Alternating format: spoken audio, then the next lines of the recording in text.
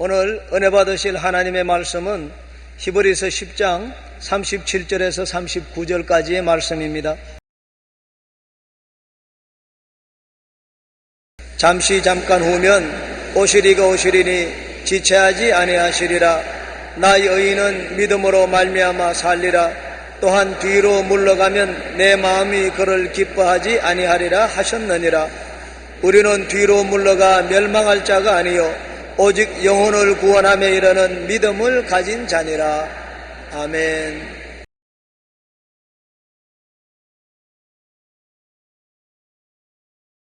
저는 여러분과 함께 벼랑 끝에 서게 될 때라는 제목으로 은혜를 나누고자 합니다. 삶의 벼랑 끝에서는 체험을 여러 가지 말로 표현합니다. 진퇴유곡이란 말이 있습니다. 즉 전진도 후퇴도 할 수 없는 공공한 처지에 놓임을 말합니다. 또한 배수의 진을 친다는 말도 있습니다. 뒤로 물러가면 바다와 강에 빠져 죽고 앞으로 나가자니 강력한 적군이 저항을 하고 진을 치고 있을 때 그를 물리치기 위해서 배수의 진을 친다는 말을 합니다. 그 어느 것이나 쉬운 일이 아닙니다. 모두가 다 죽기 아니면 살기로 사생 결단을 요구하는 것입니다. 이럴 때 살 수 있는 길은 믿음의 길밖에 다른 도리가 없습니다. 옛말에 백척간도에 진일보란 말이 있습니다. 천길 만길 벼랑 끝에서 눈 딱 감고 벼랑으로 한 발자국 내미는 용기, 이것이 바로 믿음인 것입니다. 믿음 이외에는 백척간도에서 발을 내디어 앞으로 전진할 수가 없습니다. 심리학자들에 의하면 두려움에는 무려 75가지 종류가 있습니다. 에딘버러 대학의 심리학자 칼 스테어는 인간의 올바른 마음을 빼앗고 정신건강에 해를 끼치는 가장 큰 원인이 바로 이 두려움이라고 말했습니다. 미국의 대설교자 헨리 비처는 우리는 날마다 두 개의 손잡이를 잡고 하루를 살게 된다. 하나는 두려움의 손잡이요 다른 하나는 믿음의 손잡이라고 말했습니다. 우리는 진퇴유곡의 상황에서 믿음과 두려움 중에 어떤 손잡이를 잡을 것인가를 선택해야만 합니다. 첫째로 홍해가에 온 이스라엘 백성들을 생각해 보십시오. 애굽 바로의 공격을 받고 이스라엘 백성들은 벼랑 끝에 섰습니다. 뒤로 물러갈 수 없습니다. 바로가 대군대를 거느리고 그들을 포로로 잡으러 왔습니다. 앞으로 나갈 길도 없습니다. 장일한 홍해수가 막고 있습니다. 진퇴유곡입니다. 그들은 백척간도에 섰습니다. 그럴 때 그들은 어떻게 해야 될까요? 이스라엘 백성들은 좌절하고 절망하여 삶을 포기하려고 생각했습니다. 출애굽기 14장 9절에 애굽 사람들과 바로의 말들, 병거들과 그 마병과 그 군대가 그들의 뒤를 따라 바알스본 맞은편 비하요롯 곁 해변 그들의 장막 침대에 미치니라.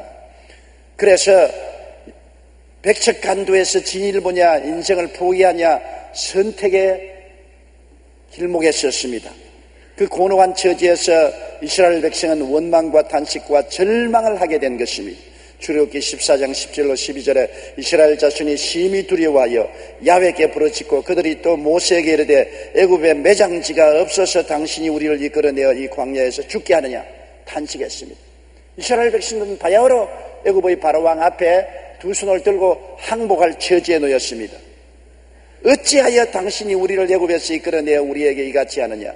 우리가 애굽에서 당신에게 이런 말이 이것이 아니냐? 이러기를 우리를 내버려 두라. 우리가 애굽 사람을 섬길 것이라 하지 아니하더냐? 애굽 사람을 섬기는 것이 광야에서 죽는 것보다 낫겠노라. 그런데 그 가운데 벼랑 끝에서 항복하고 인생을 포기하지 아니하고 믿음의 일부를 내디디려고 작정한 사람은 모세 한 사람밖에 없었습니다. 모세는 눈 딱 감고 벼랑의 끝에 서서 믿음으로 한 발자국 나아가기로 결심을 했습니다. 출애굽기 14장 13절로 14절에 모세가 백성에게 이르되 너희는 두려워하지 말고 가만히 서서 야훼께서 오늘 너희를 위하여 행하시는 구원을 보라. 너희가 오늘 본 애굽 사람을 영원히 다시 보지 아니하리라. 야훼께서 너희를 위하여 싸우시리니 너희는 가만히 있을지어다. 여기에 여러분 이스라엘 백성과 모세의 태도를 보십시오. 그들은 다 벼랑 끝에 섰습니다. 진퇴유곡에 섰습니다. 그들은 이제 배수의 진을 치고 있습니다. 그럴 때 이스라엘 백성들은 낙심하고 절망하고 믿음을 저버렸기 때문에 애굽의 바로왕 앞에 항복하고 포로로 잡히거나 죽을 수밖에 없다고 생각했습니다. 그런데 모세만은 하나님을 믿고 불가능을 가능하게 하는 믿음으로 앞으로 나가기로 결심한 것입니다. 하나님께 운명을 내어 맡기고 눈 딱 감고 한 발자국 내딛기로 작정한 것입니다. 생각해 보십시오. 여러분이 천길만길 벼랑 끝에 서서 뒤로 물러갈 자리도 없고 가만 서서 시도 죽고 앞으로 나가면 천길만길 떨어질 것이고, 이러한 상황에서 무엇을 선택하겠습니까? 천길만길 벼랑 끝에서 한 발자국 발걸음을 내딛는다는 것은 믿음이 아니고는 절대로 할 수가 없습니다. 눈에는 아무 증거 안 보이고 귀에는 아무 소리 안 들리고 손에는 잡히는 건 없어도 살든지 죽든지 흥하든지 망하든지 성하든지 쇠하든지 나는 주님만 의지하겠다. 주를 믿고 살면 살고 죽으면 죽으리다. 그래서 한 발자국 내딛는 것입니다. 모세 혼자만이 믿음으로 하나님께 삶을 내어 맡겼고 다른 사람들은 다 뒤로 물러갔습니다. 그럴 때 하나님은 모세를 통해서 기적을 행하신 것입니다. 홍해의 바닷물을 갈라버리고 이스라엘 백성들이 마른 땅으로 건너가게 하시고, 그를 따라온 애굽 군대들은 모두 다 물이 덮쳐서 수장되어 버리고 말한 것입니다. 하나님께서는 벼랑 끝 믿음을 인정해 주신 것입니다. 우리가 성경에 보면 둘째로 사드락과 메삭 아벳니고의 믿음을 보고 이러한 동일한 체험을 알 수가 있는 것입니다. 느부갓네살 왕이 두라 평지에 자기의 모습을 딴 금신상을 세웠습니다. 그리고 느부갓네살이 다스리는 천하 만국의 문무백관을 다 모아서 그 금신상을 경배하게 만드는 것입니다. 제막식 날 모두 다 금신상이 세워진 두라 평지에 모이게 해서 음악을 연주하고 연주 소리가 들릴 때 엎드려 절하게 만드는 것입니다. 다니엘서 3장 6절로 7절에 보면 누구든지 엎드려 절하지 아니하는 자는 즉시 맹렬히 타는 불풀무에 던져 넣으리라 하였더라. 모든 백성과 나라들과 각 언어를 말하는 자들이 나팔과 피리와 수금과 사면금과 양금과 및 모든 악기 소리를 듣자 곧 느부갓네살 왕이 세운 금신상에 엎드려 절하니라. 생명을 사랑하는 사람들이 감히 느부갓네살 왕의 명령에 불순종할 수 없습니다. 그는 생사 여탈권을 가진 무시무시한 왕이었었습니다. 그래서 음악 소리가 나니 모든 사람들이 엉덩이를 고추 들고 땅에 엎드려서 금신상에 절했는데, 여기에서 진퇴유국에 빠진 사람들이 있습니다. 백척간두에 선 사람들이 있습니다. 사드락과 메삭과 아벳느고입니다. 그는 유대인들로서 포로로 잡혀서 바벨론에 와서 관리가 된 사람들입니다. 하나님을 사랑하고 섬기기 위해서는 우상에 절하지 말라는 것이 하나님의 율법입니다. 그런데 느부갓네살 앞에서 금신상에 절한다면 하나님을 버리고 하나님께 등을 돌려야 되는 것입니다. 요사이 많은 우리 한국의 목사들이, 장로들이, 평신도들이 북한에 가서 김일성 동상에 넙적 엎드려 절을 하면서 속으로는 주여 하고 절을 했다고 그런 막말을 하는 사람들이 있습니다. 사드락과 메삭과 아벳니고는 주여 하고서 금신상에 절하지 않았습니다. 그들은 내 앞에 다른 신을 두지 말라, 우상에 절하지 말라는 하나님의 계명을 따라서 그들은 백척간두에서 믿음을 선택했습니다.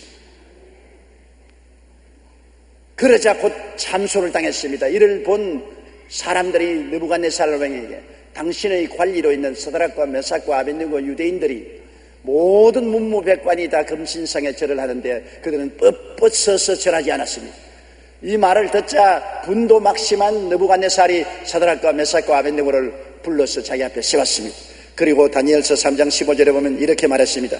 이제라도 너희가 준비하였다가 나팔과 피리와 수금과 삼현금과 양금과 생황과 및 모든 악기 소리를 들을 때 내가 만든 신상 앞에 엎드려 절하면 좋거니와 너희가 만일 절하지 아니하면 즉시 너희를 맹렬히 타는 무불 가운데 던져 넣을 것이니 능히 너희를 내 손에서 건져낼 신이 누구이겠느냐.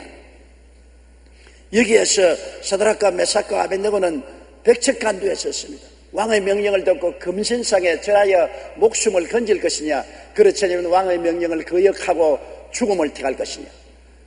그때 다니엘서 3장 17절 18절에 보면 왕이여 우리가 섬기는 하나님이 계신다면 우리를 맹렬히 타는 무불 가운데서 능히 건지내시겠고 왕의 손에서도 건져내시리이다. 그렇게 하지 아니하실지라도 왕이여 우리가 왕의 신들을 섬기지도 아니하고 왕이 세우신 금신상에게 절하지도 아니할 줄을 아옵소서.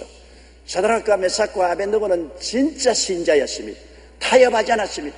그들은 진퇴유국에서도 타협하지 않았습니다.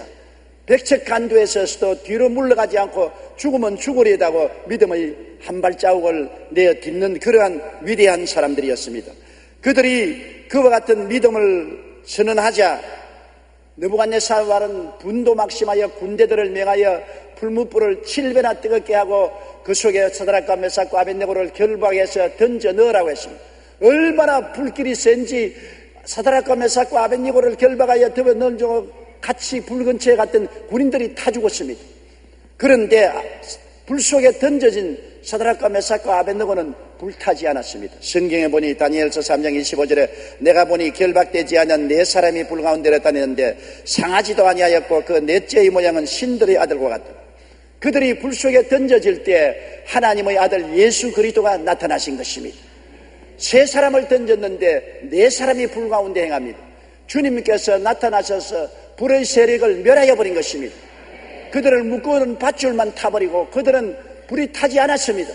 이 사실을 본 느부갓네살은 너무나 놀랐습니다. 하나님의 종 사드락과 메삭과 아벳느고여 불에서 나오라고 외치니까 사드락과 메삭과 아벳느고가 나왔는데 보니 머리카락도 타지 않고 그 소린 냄새도 나지 않았었습니다. 그래서 느부갓네살 왕이 거기에서 크게 회개하고 그의 마음속에 하나님을 두려워하여 이런 조서를 내렸습니다. 다니엘서 3장 29절로 30절에 그러므로 내가 이제 조서를 내리노니 각 백성과 각 나라와 각 언어를 말하는 자가 모두 사드락과 메삭과 아벳느고의 하나님께 경솔히 말하거든 그 몸을 쪼개고 그 집을 걸음토로 삼을지니 이는 이같이 사람을 구원할 다른 신이 없음이라 하더라. 왕이 드디어 사드락과 메삭과 아벳느고를 바벨론 지방에서 더욱 높이니라고 말씀한 것입니다. 여러분 백척간도에 진일보를 하면은 하나님이 함께하여 주신 것입니다. 그러나 백척간도에 서서 믿음으로 발을 내 믿지 못하고 두려워하여 타협하면 세상과 함께 멸망하고 말 것인 것입니다. 우리가 이 세상에 살면서 우리가 백척간도에 설 때가 많습니다. 벼랑 끝에 설 때가 많아요. 개인적으로 가정적으로 사회 생활에서 하나님을 믿을 것이냐 세상과 타협할 것이냐 벼랑 끝에 설 때가 너무나 많습니다. 여기에서 벼랑 끝에 서서 하나님만 의지하고 죽으면 죽으리다고 발을 내딛는 사람은 하나님이 책임져 주시는 것입니다. 그러나 두려워해서 뒤로 물러가면 하나님이 저를 기뻐하지 않습니다. 성경에는 나의 의인은 믿음으로 말미암아 살리라. 뒤로 물러가면 내 마음이 저를 기뻐하지 아니하리라고 말씀한 것입니다. 말은 쉬워도 실제 그런 일을 당하면 선택이 얼마나 어려운지 모릅니다. 우리는 36년 일대하에서 일본 정부가 교회 가미단화를 세워놓고 일본 신에게 절하도록 명령했습니다. 수많은 주의 종들과 장로와 교회 재직들이 가미단화에 절을 했습니다. 거기에서 거여가는 사람들은 잡혀서 옥에 갇히고 형언할 수 없는 고통을 당하고 죽임을 당했습니다. 그 중에 가장 위대한 순교자가 주기철 목사님이 아니십니까? 사람들이 말은 쉬워도 백척간도에 서서 천길 만길 벼랑을 향해서 발을 내딛는다는 것은 하나님을 절대로 믿지 않고는 그런 일이 있을 수가 없습니다. 오늘 세 번째 생각해 보시는 것은 우리가 당하는 크고 작은 벼랑 끝 인생길을 생각해야 되는 것입니다. 하나님이냐 세상이냐 결단을 요구하는 것이 벼랑 끝 신앙인 것입니다. 왜 우리가 벼랑 끝에 섭니까? 하나님이 왜 우리를 벼랑 끝에 세우시는 것입니까? 그것은 하나님이냐 세상이냐를 선택하라 결단을 내리라는 하나님의 요구인 것입니다. 세상도 가슴에 끌어안고 하나님도 끌어안고 함께 살겠다. 이러한 것이 보통 사람들의 태도인 것입니다. 하나님은 그러한 태도에 분명한 선을 그으라는 것입니다. 하나님이면 하나님, 세상이면 세상, 어느 것을 섬기겠느냐 선택하라. 그래서 벼랑 끝에 서서 하나님을 믿고 한 발자국 내 뒤 하나님과 함께 살겠느냐 안 그러면 세상으로 돌아가겠느냐 둘 중에 하나를 택하라는 것입니다. 망하더라도 하나님을 사랑하겠느냐 망하더라도 하나님을 믿겠느냐 이것을 시험하는 것입니다. 파사왕 다리오 때 바로 다니엘이 경험한 것이 그것입니다. 파사왕 다리오는 바벨론을 멸망시키고 난 다음 파사왕을 세우고 그 다음에는 그 온 나라를 다스릴 때 총리 세 사람을 세워서 세 사람 밑에 문무백관 관리를 두어서 나라를 다스리겠습니다. 총리 세 사람 중에 유대인인 다니엘이 한 사람이었는데 특히 다니엘이 정직하고 성실하고 근면하고 충성스러워서 다리오 왕이 사랑해서 모든 총리 외에 수장 총리로 삼으려고 했는 것입니다. 그러니까 나머지 총리와 관리들이 시기하고 질투해서 다니엘을 어찌하든지 올무에 집어넣으려고 했는데 너무나 정직하고 성실하고 착하기 때문에 그의 어느 심사 행동을 통해서는 잡을 수 없으므로 신앙으로 잡으려고 하는 것입니다. 그는 열렬히 하나님을 섬기는 사람이었기 때문인 것입니다. 이래서 총리들과 관리들이 다리오 왕이 와서 아부를 했습니다. 다리오 왕이요, 지금부터 30일 동안 이 나라의 어떠한 사람에게나 신에게 기도하든지 절하는 사람은 사자굴에 집어넣는다는 어명을 내리고 의인을 치소서. 그래서 온 국민이 오직 다리오 왕만 숭배하게 하소서. 그 아부에 안 넘어갈 왕이 있겠습니까? 그래서 조문을 만들고 인장을 찍었습니다. 총리 중에 한 사람인 다니엘이 이 사실을 잘 알았습니다.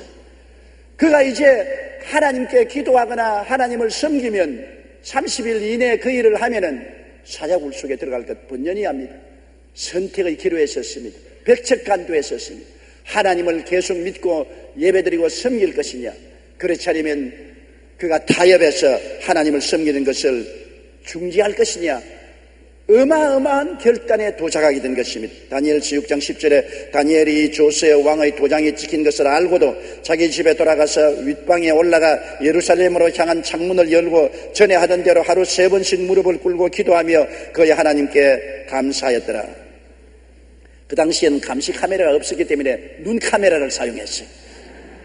그 총리들과 관리들이 다니엘 집에 쫙 숨어가지고서 두 눈을 부릅뜨고 다니엘이 어떻게 하는가 보았습니다. 그러나 다니엘은 왕의 조서가 내린데도 불구하고 이스라엘 예루살렘을 향한 동쪽 창문을 열어놓고 꿇어앉아 하나님께 기도하고 감사 예배를 하루 3번씩 드렸습니다. 당장 고발당했죠. 별 도리 없이 그는 잡혀서 사자굴에 던져넣었습니다. 하룻밤을 지나고 난 다음 다리오가 다니엘아, 너가 항상 섬기고 경외하던 하나님이 너를 지켜주었더냐?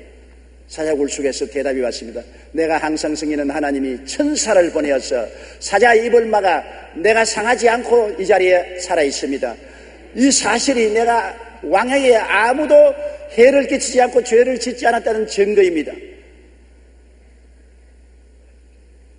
왕이 너무나 즐거워해서 곧장 다니엘을 사자굴 속에 끌어내었습니다. 그리고 그를 참수한 총리와 그 가족들을 사자굴에 던져넣으니 몸이 땅에 닿기 전에 사자가 키대로 서서 그들을 잡아서 뼈를 으스러뜨려 먹어버리고 마는 것입니다. 백척간도의 진리를 봅니다. 죽느냐 사느냐의 기로에 서서 하나님을 택할 것이냐 세상을 택할 것이냐, 그 위기에서 위대한 믿음의 용사들은 하나님을 택했던 것입니다. 초대교회 교부들 중에 황금의 입이라는 별명을 가진 요한 크리소스톰의 이야기가 있습니다. 그의 생존 당시 로마 정부는 기독교를 법으로 금지했기 때문에 크리소스톰은 복음을 전하다가 잡혀서 감옥에 갇혔습니다. 그는 감옥에 갇히자마자 오 주님, 감옥에 갇힌 죄수들에게 복음을 전하라고 저를 이곳으로 보내주셨군요, 감사합니다라고 기도했습니다. 그리고 감옥에서 쉬지 않고 복음을 전했습니다. 결국 그에게 사형이 구형되었는데 이 사실을 안 크리소스톰은 주님 감사합니다, 성도의 가장 아름다운 죽음이 순교라고 했는데 저 같은 사람을 순교의 반열에 동참케 하시니 감사합니다고 기도했습니다. 그리고 사형장에 끌려가서 사형을 받으려는 그 찰나에 왕의 명령이 떨어졌습니다. 크리소스톰을 사형시키지 말라, 그를 방면시켜라. 사형 중지령이 내렸습니다. 그러자 그는 하나님 감사합니다, 아직도 종에게 할 일이 남아있으면 죽도록 충성할 수 있도록 도와주십시오라고 기도했습니다. 그는 죽고 사는 기로에서 무조건 믿음을 선택했던 것입니다. 어찌 되든지 하나님의 뜻을 이루기로 작정하고 나가자 하나님께서 적극적으로 사형을 면하게 하여서 계속을 복음을 전할 수 있게 만들어 주신 것입니다. 우리 역시 살든지 죽든지 흥하든지 망하든지 성하든지 쇠하든지 주님을 믿는 길을 택하시기를 주님 이름으로 축원합니다. 세상 길을 택하는 것은 쉽습니다. 아무 고통당하지 않고 세상을 걸어갈 수가 있는 것입니다. 그러나 주님의 길을 택할 때는 십자가를 걸머져야 될 때가 많고, 누구나 벼랑 끝에 서서 천긴만길 밑을 내려다보면 어지럼증이 나서 발을 움직일 수 없습니다. 그러나 하늘을 바라보고 위를 쳐다보고 한 발자국 내디디면 주님께서 그 이유는 책임져 주시는 것입니다. 주님께서 붙들어 주시든지 천당으로 데려가 주시든지 주님 절대 책임을 지실 것을 믿고 주님께 내어 맡기고 주님의 길을 택하는 여러분이 되시기를 주님 이름으로 축원합니다. 벼랑 끝에 서는 이유는 주님께서 진짜 믿음이냐 가짜 믿음이냐를 시험해 보시기 위해서 그러는 것입니다. 가짜 믿음은 절대로 벼랑 끝을 떠나지 않습니다.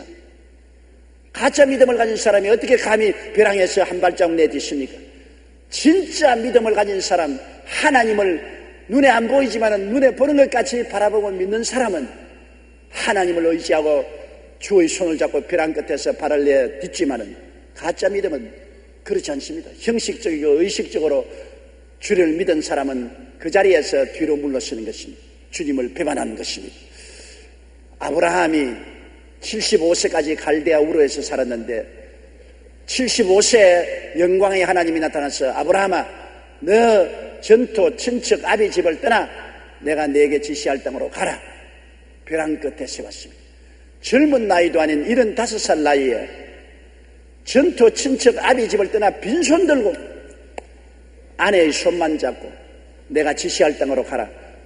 갈 바를 모르고 떠나라는 것입니다. 벼랑 끝에 섰습니다. 요사이 말하면 이민을 가라는 것입니다. 이민을 가되 아무 재산도 가지지 말고 빈손 들고 어느 나라 갈지도 모르니까 그냥 비행장으로 나가라는 겁니다. 여러분, 벼랑 끝에 섰지 않습니까? 하나님, 뭘 엽이라도 가지고 가야지요. 그것도 가지만 어느 나라로 갑니까? 비행장으로 그냥 나가거라. 기가 막힌 일인 것입니다. 벼랑 끝에 섰습니다. 아브라함은 이 벼랑 끝에 섰을 때 뒤로 물러가지 않고 하나님 편에 서서 갈 바를 모르고 출발한 것입니다. 창세기 12장 1절에 야훼께서 아브라함에게 이르시되 너는 너희 고향과 친척과 아버지의 집을 떠나 내가 네게 보여줄 땅으로 가라. 히브리서 11장 8절에 믿음으로 아브라함은 부르심을 받았을 때 순종하여 장래의 유업으로 받을 땅에 나아갈새 갈 바를 알지 못하고 나아갔었습니다.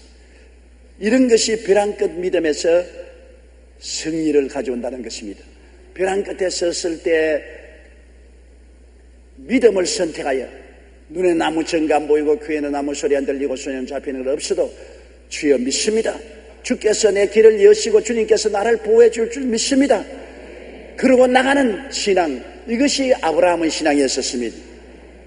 아브라함의 신앙의 가장 극치는 100살에 낳은 아들이 10대가 되었을 때 하나님이 아브라함에게 그 아들을 제물로 바치라는 것입니다. 창세기 22장 1절로 2절에 하나님이 아브라함을 시험하시려고 그를 부르시되 아브라함 하시니 그가 이르되 내가 여기 있나이다. 야훼께서 이르시되 내 아들 내 사랑하는 독자 이삭을 데리고 모리아 땅으로 가서 내가 내게 일러준 산 거기서 그를 번제로 드리라.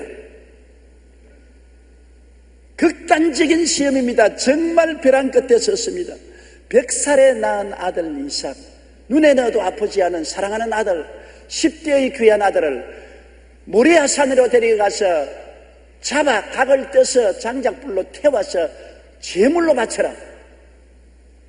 벼랑 끝에 서지 않았습니까? 그렇게 안 하겠다면 하나님을 등지해야 되는 것입니다.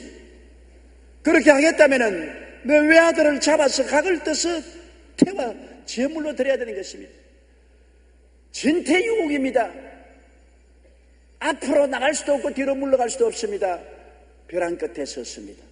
아브라함을 믿음의 조상이라고 부르기는 쉽게 우리가 부르지만은 믿음의 조상이 되기 위해서는 거대한 벼랑 끝에 섰습니다. 벼랑도 탁 뛰어내릴 수 있는 벼랑이면 쉽습니다. 뛰어내려서 다리 하나 부러지더라도 좋으니까 뛰어내릴 정도면 괜찮아요. 그러나 뛰어내려 속절없이 죽을 수밖에 없는 그런 처지의 벼랑에서는 뛰어내린다는 것이 힘들지 않아요. 아브라함은 정말 고통하고 고민했을 것입니다. 잠 못 이루는 밤을 지냈을 것입니다. 그는 하나님께 많이 부르짖어 기도할 것입니다. 하나님, 이것만은 피하게 해주시옵소서. 다른 것 다 하겠습니다. 내 자신을 죽어서 제물로 바치라면 하겠습니다. 그러나 내 아들을 잡아서 내 손으로 불로 태워 제물로 드리라는 이 일은 면하게 해 주시옵소서. 아브라함은 많이 기도했을 것입니다. 아마 울고 통곡했을 것입니다. 그러나 하나님은 절대로 마음을 변하지 않습니다. 내가 명한 대로 해라. 그러자 아브라함은 아들을 데리고 사흘 길을 걸어서 모리아산에 올라가서 아들을 묶어 장작 위에 얹고 목을 발로 밟고 칼을 들어서 목을 따려고 했는 것입니다. 그때 하나님께서 말씀하기를 아브라함 아브라함아 내 아들 내 외독자 이삭에게 손대지 마라. 네가 이처럼 외아들도 아끼지 않고 내게 내놓았으니 참으로 나를 사랑한 줄 아노라. 그래서 그는 백척간두에 진일보해서 믿음의 조상이 될 수가 있는 것입니다. 히브리서 11장 11절에 아브라함은 시험을 받을 때 믿음으로 이삭을 드렸으니 그는 약속들을 받은 자로 되어 그 외아들을 드렸느니라고 말씀한 것입니다. 말이 쉽지 여러분 실제로 우리가 당하면 우리 여의도 순복음교회에서 이런 정도의 순종을 할 사람이 과연 있겠습니까? 나는 생각하기도 겁이 나서 생각을 할 수가 없어요. 아브라함은 위대합니다. 믿음의 조상 될 만합니다. 하나님이 나의 친구라고 할 만한 정도가 됩니다. 그런 위대한 믿음, 백척간두에서 그는 뛰어내렸습니다. 그것도 100m, 200m 벼랑이 아닙니다. 천길 만길 높은 벼랑에서 하나님을 믿고 뛰어내린 것입니다. 그러므로 하나님이 그 믿음에 대해서 응답하여 주신 것입니다. 벼랑 끝에 왜 하나님이 우리를 세우십니까? 천국 소망의 진실성을 시험하기 위한 것입니다. 정말 네가 천국을 사랑하고 소망하느냐? 세상을 천국보다 더 사랑하고 세상 삶을 더 즐거워하지 않느냐? 너 진실성을 한번 보자. 벼랑 끝에 세워놓고 세상을 등지고 하늘나라를 향해서 한 발자국 내밀 수 있느냐? 주님께서 시험해보는 것입니다. 로마서 8장 11절에 우리가 그와 함께 영광을 받기 위하여 고난도 함께 받아야 할 것입니다. 하나님의 영광을 받기 위해서 고난의 벼랑 끝에 한번 서보겠느냐? 고난 당할 때 세상을 취할 것이냐 하나님을 취할 것이냐 결정하라는 것입니다. 베드로전서 4장 12절로 13절에 사랑하는 자들아 너희를 연단하려고 오는 불시험을 이상한 일상하는 같이 이상히 여기지 말고 오히려 너희가 그리스도의 고난에 참여하는 것을 즐거워하라. 이는 그 영광을 나타내실 때 너희로 즐거워하고 기뻐하게 하려 하십니다. 이 고난이라는 것이 바로 벼랑인 것입니다. 여러 가지 고난은 우리에게 다가오는 여러 가지 벼랑인 것입니다. 큰 고난은 큰 벼랑이고 적은 고난은 적은 벼랑입니다. 고난을 통해서 내가 주님을 버릴 것이냐 하늘나라를 버릴 것이냐 세상을 등질 것이냐 인간 쾌락을 등질 것이냐 결정을 내려야 되는 것입니다. 전국 소망의 진실성을 시험하기 위해서 벼랑 끝에 서게 되는 것입니다. 믿음의 계산법은 역설적일 때가 많습니다. 맨솔에다음을 만들어 미국의 거부가 된 A.A. 하이드는 사업을 시작하는 초창기에 10만 불의 엄청난 빚을 진 상태에서 11조 생활을 계속했습니다. 그의 가족들과 주위의 사람들이 빚이 이렇게 많은데 11조를 한다니 너 좀 돌았지 않느냐? 가족들의 반발이 심했습니다. 그리고 사업회사의 직원들조차도 비웃고 거역했습니다. 미쳤다고 손가락질을 했습니다. 그러나 하이드는 말하기를 하나님은 제1의 채권자들, 내가 다른 사람에게 10만 불 빚을 졌을 뿐 아니라 11조는 하나님에 대한 빚이다. 하나님 빚 먼저 갚고 나는 세상 빚을 갚겠다. 그런 믿음의 고백을 계속하면서 11조를 낸 결과에 시험에 합격한 것입니다. 그가 벼랑 끝에 섰습니다. 11조를 안 낼 수도 있습니다. 내가 돈 많이 벌고 성공하면 11조 내겠습니다. 그렇게 할 수 있습니다. 그럼에도 불구하고 그는 하나님께 빚진 것이 세상의 빚보다 더 무섭다고 그 어려운 가운데 11조를 계속 내고 하나님을 믿은 결과에 하나님이 하이드 씨에게 크게 복을 주어서 마침내 맨솔에다음이 세계적인 기업이 되어서 거부가 된 것입니다. 10만 불 빚을 다 갚고도 넘쳐나는 축복을 누리게 된 것입니다. 우리의 믿음의 진실성 여부는 벼랑 끝에 섰을 때 알 수 있습니다. 진실한 신앙은 위기에 처했을 때 드러나는 것입니다. 또 벼랑 끝에 서는 이유는 믿음에는 기적의 날개가 있다는 것을 깨닫게 하기 위한 것입니다. 벼랑 끝에 서서 한 발자국 내민다는 것은 돌멩이처럼 떨어져 죽는 것입니다. 그러나 벼랑 끝에 서기 전에는 절대로 모르는 것이 있습니다. 믿음이란 눈에 안 보이는 날개가 달려있다는 것을 모르는 것입니다. 떨어지면 믿음의 날개로서 날기 시작하는 것입니다. 독수리가 새끼를 훈련할 때 어미가 등에 업고 높은 데 올라가서 떨어뜨립니다. 새끼들은 독수리 우리에서만 자랐기 때문에 날개가 있는 것을 모릅니다. 우리 밖에 나오려고 하지 않습니다. 그래서 어미들이 새끼를 등에 업고 높이 날아 올라가서 공중에서 떨어뜨립니다. 날개가 있는 것을 모르던 새끼들이 떨어질 때 결사적으로 몸을 부둥대 보니까 날개가 있어 나는 것을 깨닫게 된 것입니다. 날개를 부둥거리는 놈은 날고 부둥거리지 않는 놈은 돌멩이처럼 떨어져서 죽었습니다. 독수리가 새끼를 훈련하는 것처럼 하나님이 여러분을 벼랑 끝에 세워서 밀쳐버리는 것은 여러분에게 믿음의 날개가 있는 것을 발견하게 하려고 그렇게 하는 것입니다. 믿음이 얼마나 큰 역사를 하는지요. 마가복음 11장 23절 24절에 내가 진실로 너희에게 이르노니 누구든지 산들어 들리어 바다에 던지라 하며 그 말하는 것이 이루어질 줄 마음에 믿고 의심하지 아니하면 그대로 되리라. 그러므로 내가 너희에게 말하노니 무엇인지 기도하고 구한 것은 받은 줄로 믿으라. 그리하면 그대로 되리라. 이러한 믿음이 우리에게 있는 것을 깨닫게 하기 위해서는 벼랑 끝에 세워서 밀어버려야 되는 것입니다. 그래야 부둥대다가 보니까 믿음의 날개가 달렸구나. 벼랑에 떨어질 것이 아니라 믿음으로 날 수가 있는구나. 이것을 여러분이 발견할 수 있게 된다는 것입니다. 로버트 슐러 목사님의 글에 이런 내용이 있습니다.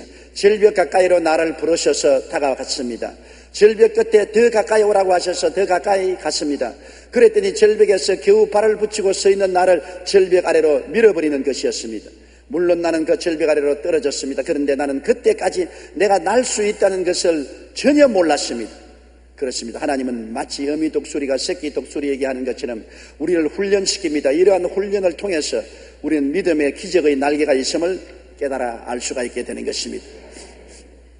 저는 지난 4월 23일 순복음 가족신문에 실린 유근아 장로님의 이야기를 읽고 깊은 감동을 받았습니다. 우리 교회 장로이시고 서울 이병원 원장이신 유근아 장로님은 전통적인 유교 가정에 태어나 중학교 때 친구를 따라 동네 교회 부흥회에 갔다가 회개하고 예수를 믿었으나 고등학교 때 그만 타락하고 예수를 버렸습니다.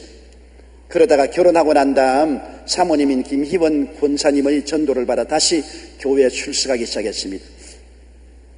장가 잘 들어야 돼요. 중학교 때 믿다가 고등학교 타락한 분을 권사님과 결혼하고 난 다음에, 그때는 권사님이 아니었지만 예수 잘 믿는 아내를 얻으니까 도로 회개하고 주님께 돌아가기 시작했습니다. 그의 장로님은 동료들과 히말리아 카라코람 산맥을 등반하게 되었습니다. 그들은 파키스탄과 중국 접경에 위치한 카라코람 산맥을 오르기 시작해서 8,000m 봉우리에 도착했습니다. 간도 크지요. 벌써 4,000m만 올라가면 숨이 답답합니다. 산소가 부족한데 8,000m를 어떻게 올라갑니까? 의사 선생님이 환자나 돌보지 무슨 산은 또 왜 올라갔는지. 점점 눈보라가 몇십 개 치고 대원들의 호흡이 거칠어졌습니다.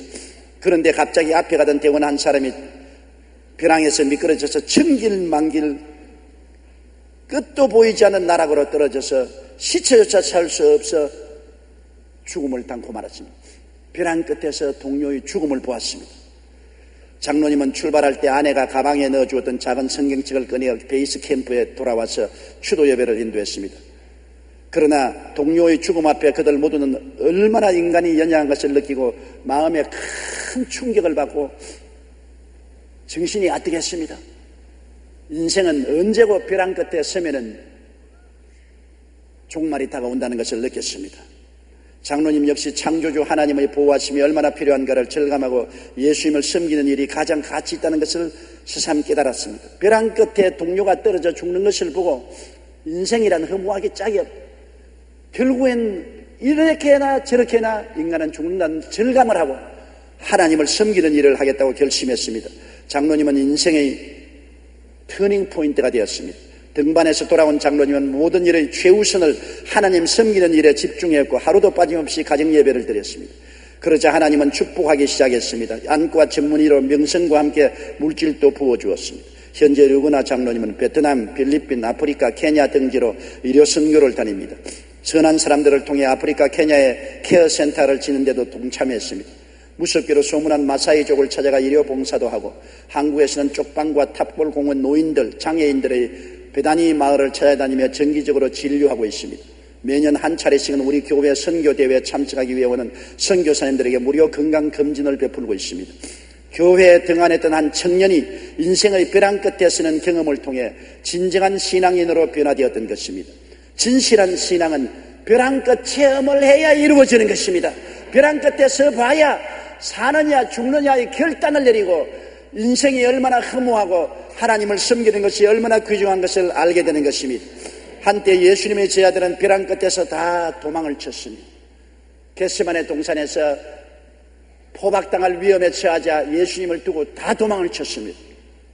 그러나 오순절날 성령을 받고 난 다음엔 그들은 모두 다 벼랑 끝에 서서 자기의 목숨을 바쳤습니다. 예수 그리스도를 전하기 위해서 조도 타협하지 않냐고 하늘나라를 향해서 발걸음을 내디딛고 순교로서 그 인생을 마치게 된 것입니다. 여러분, 우리가 일생을 사는 동안에 수많은 크고 작은 벼랑 끝 체험을 하는 것입니다. 이런 체험을 안 하는 사람은 한 사람도 없습니다.